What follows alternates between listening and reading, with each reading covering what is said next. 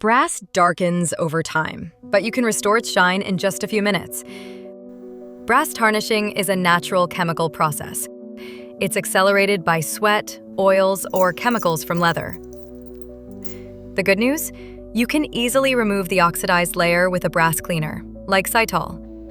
Before cleaning, put on protective gloves. Use a soft, damp cloth and apply a small amount of Sitol. Polish the brass in circular motions. Sitol removes both tarnish and oxidation. If the surface is very blackened, use a kitchen sponge. But for regular care, a soft cloth is enough. Soon, you'll see the metal shine again. Want to keep that shine? Apply a clear protective lacquer. Shake the can well before use and spray evenly from 20 to 30 centimeters away. We recommend 2 thin coats on a clean, dry surface.